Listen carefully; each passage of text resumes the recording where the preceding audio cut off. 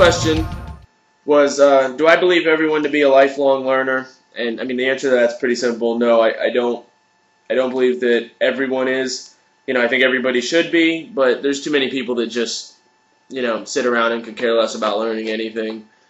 You know, so I couldn't even say that, you know, using the word everyone, no. I think maybe the majority of people probably want to consistently learn from something, you know, but to use everyone, no.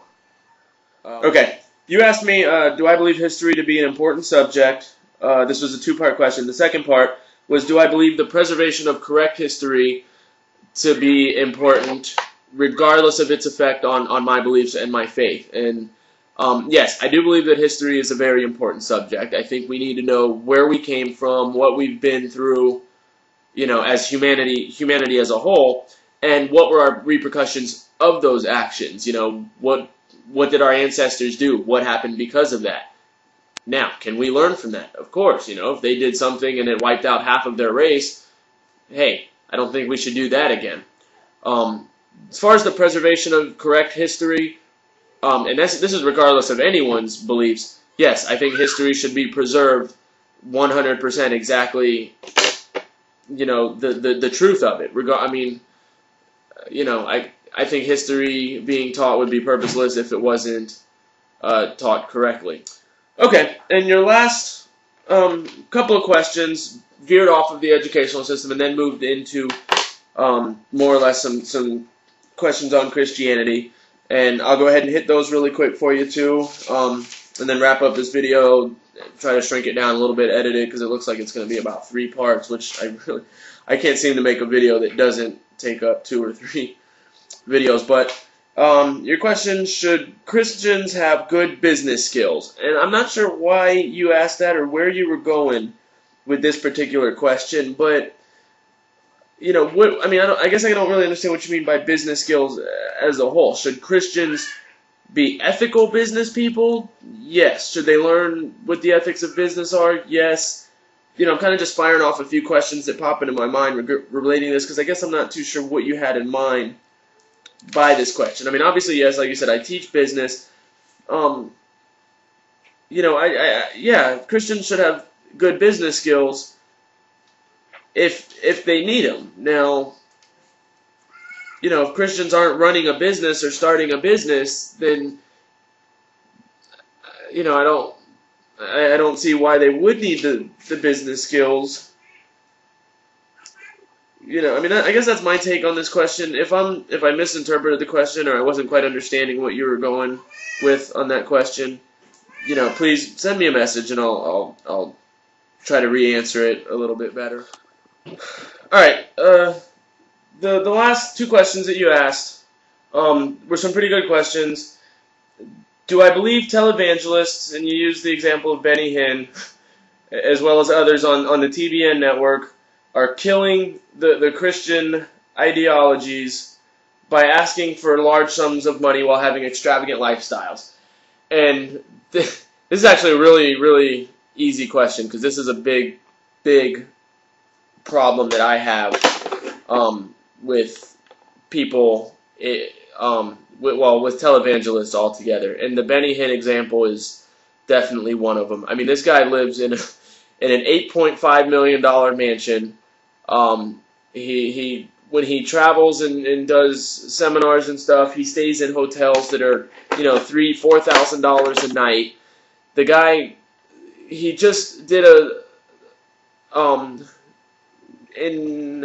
around Christmas time last year, he did a big thing asking for donations for his ministry, and then he bought a $36 million Gulfstream jet with it. I mean, I don't think you can get much more than that. I mean, much more problematic when it comes to asking for money. I mean, other than that, you know, what you have to think of in terms of Christianity and churches and whatnot, I mean, obviously something needs to make the church run. And as a Christian, if we want a church to attend, we need to help that church run, okay? Now, within our church, the more we give, the better our church will be. We can get better sound systems. We can get, better places to sit. We can add on different buildings, basketball court, stuff, softball field to do church league softballs and stuff like that. All for our, so that we can, get together and have fun and stuff like that. That kind of giving and that kind of, asking from the church, you could kind of say is, that's warranted. That's any social club whatsoever.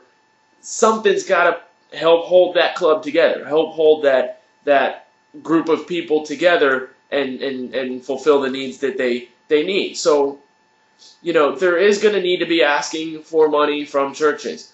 Getting on TV at a national level and asking for large sums of money, and you yourself living in a almost $10 million mansion, owning a $36 million jet, that's way overboard. To even get me started on that subject, I could probably make a whole nother video on, and I don't want to go that route. But yeah, I think people like that on TBN are huge problems for the Christian belief system altogether. The last question that you asked about the Christian marketing, I'm wondering, I want to assume that maybe that ties into that other question too, using the name of Jesus and the idea of Jesus to get messages across, to sell more t-shirts and stuff.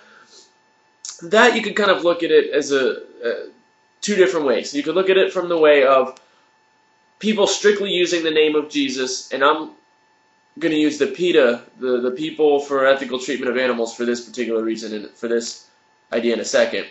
But people that use the name of Jesus to further their cause and not the cause of Jesus himself, not the ideas behind Jesus himself. They're using him selfishly to further their ideas. Okay, and the example, like I said, PETA has a lot of campaigns. They usually come out with a new one every other year. One was Jesus, the Prince of Peas, and it had a little, this just absolutely blasphemous picture of Jesus wearing a crown of, instead of thorns, strung together peas, the little green pods of peas all the way around his head. And they said, Jesus was the Prince of Peas. Now, on the flip side of that, obviously there's Christian marketing that can be developed where they're using marketing ideas, or like t-shirts or hats or any kind of stuff like that, to further the cause or the words or the teachings of Jesus. Okay? There's people that are going to use Jesus to further themselves, and then there's people that are going to use themselves and their materials and their ideas and stuff like that to further the words, the teachings, and whatnot of Jesus. Okay? That obviously would be the acceptable form of it, whereas the former would not. That does wrap up all of your questions, and looks like I'm probably going to have to break this up into probably 3 videos. I guess I can edit it down, see how much of it I can shave off. But, I definitely appreciate the questions. I appreciate the refreshing conversation, actually, being that it wasn't primarily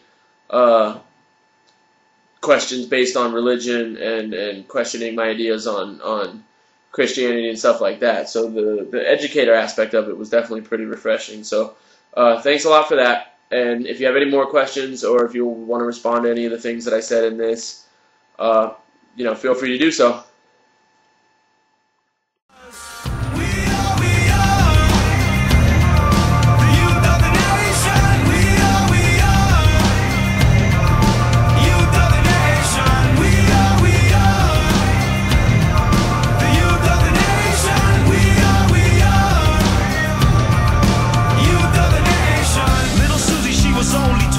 Was given the world with every chance to excel. Hang with the boys and hear the stories they tell. She might act kind of proud but no respect for herself. She finds love in all the wrong places. The same situations, just different faces. Change up her pace since her daddy left her. Too bad he never